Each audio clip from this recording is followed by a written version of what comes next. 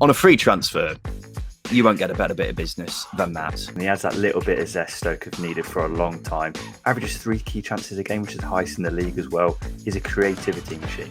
Barnsley are looking really, really poor at the moment. They've got no identity at all. Under Ishmael, it was very clear. Under Stendhal, it was very clear. Under Struber, it was very clear. Under Schott, not really sure what's happening. One player they're massively missing is Fabio Carvalho, who, despite only being a teenager still, he's basically still a child, is proving to be one of Fulham's best players. There's no player who is as consistent as him over the years. No one rivals him at all. That one season he had in 2010-11 will never be matched at championship level as far as I'm concerned.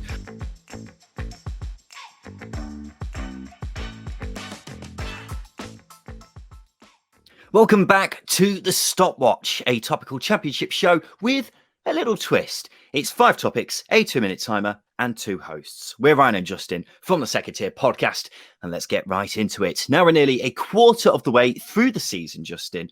Can you give me your signing of the season so far? Ben Brereton-Diaz, the Chilean forward at Blackburn, is the man that springs to mind. But I think Mario Vrancic at Stoke City is Brereton-Diaz was a good replacement for Ben Brereton, Monty. Exactly. But Vrancic and his left foot has just been so magical for Stoke this season. He has that little bit of zest Stoke have needed for a long time. Averages 3 key chances a game, which is the highest in the league as well. He's a creativity machine. He has been absolutely fantastic. He's been the difference maker for Stoke this season. There's no denying that, and he's given them that extra bit of a zest in the middle of midfield. But I'm also going to go for a midfielder, and it's none other than the obvious answer. It's Alex Mauer, who, on a free transfer, you won't get a better bit of business than that this summer, or throughout the whole season, in fact. He is a difference maker for West Brom. He is, without a doubt, one of the best players in the division. You could even argue the best player in the division. And we've seen already this season, he can score goals, he creates chances, and he can even defend. He is just a phenomenal player, Justin.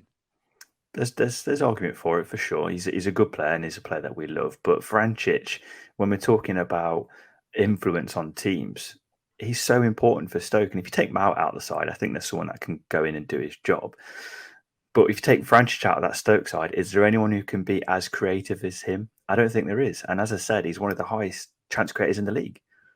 I would disagree about the Mauer point. I think he is just so important to West Brom, and I don't think they've got a player like him who can do what he does in being the all-action midfielder, and he's just so important to how Valérien Ismaël wants to play. Nonetheless, Justin, can you give me the next topic, please? With Blackpool being the second most informed team over the last 6 games, are they promotion contenders? Absolutely not for me. I think they are currently at their ceiling, where mid-table would be the highest of their expectations this season. We can't get too carried away. Of course, they've been brilliant over the last few games. Neil Critchley has proven himself to be a fantastic manager at championship level, maybe even one of the best. But I don't think Blackpool fans should be getting too carried away. I agree with you, but I'll caveat it with, if they can be in and around the top 10 come January, and they can potentially start to bring in or attract better quality players, I don't see why they can't bridge that ceiling and push on maybe for a playoff place, because we saw with Barnsley last season, they've done it, and they've got good players at Blackpool. You're looking at Keshi Anderson, Shane Lavery. There are good players there. There's something to build on. So I don't think it can be out of the question just yet. I think it is for me, but I won't deny that they've had some individuals this season who have just been fantastic. Lavery in particular is someone who we keep harping about quite a lot on the second tier at the moment. But Blackpool at the start of the season, I think, would have taken staying up. I don't think their expectations should change just because they're in form at the moment over the last few games. If they were to get mid-table, then that'd be fantastic, because we talk about all the time the number of teams who have come up from League One and gone straight back down. There aren't many who stay up at the moment, are there, Justin? You're quite right, and where they are at the moment, I think, is a big surprise, really. And it's not a criticism of their squad or the manager, but it's that gap between League One teams and the Championship sides, and they're outperforming teams with a lot more of that have more budget than them, or a bigger budget than them. So you are right, got to temper those expectations, but I think there's room to push. I would just say that there are a lot of teams who are better or better equipped than Blackpool to get into the top 6 this season. So while Blackpool fans can enjoy how they're doing at the moment, I just temper those expectations and not get too carried away.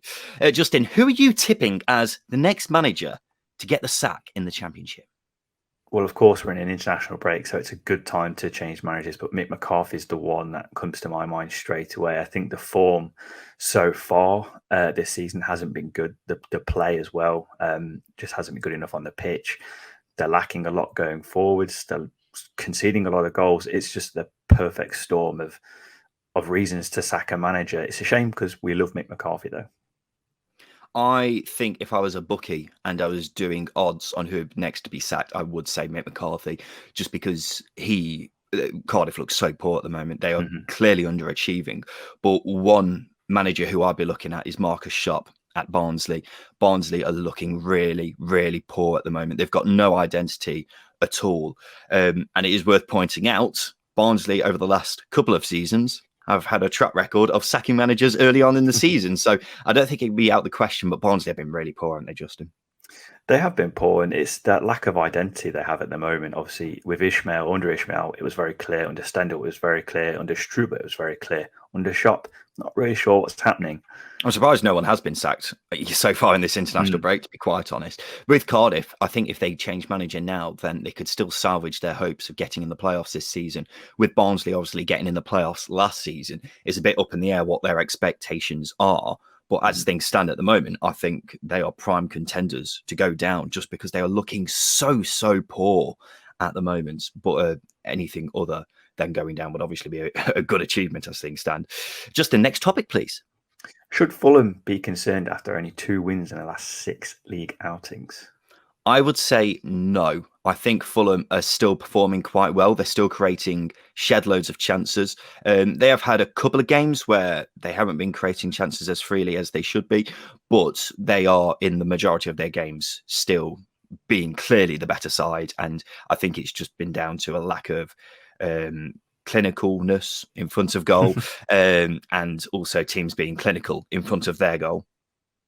Yeah, I take your point. The only argument I have against it is Bournemouth last season, where we expected them to push top 2. The quality of players that they had didn't quite work out for them. Now, what Bournemouth have is a very experienced manager in Marco Silva and a much better squad than Bournemouth last season.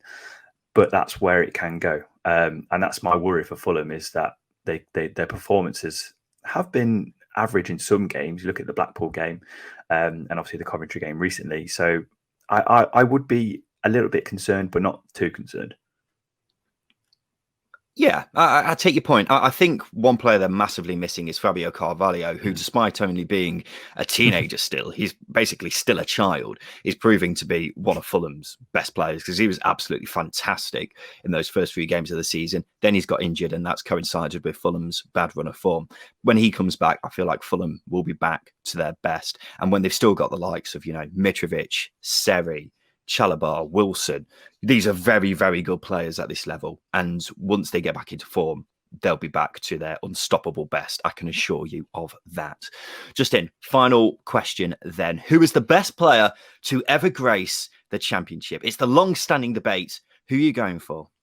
It's the impossible debate, but Peter Whittingham is the play for me. It's just highlight reel of left foot wand, left foot wand, left foot wand. Every single highlight of Peter Whittingham is him bending the ball into the top corner. There's no player who is as consistent as him over the years. No one rivals him at all.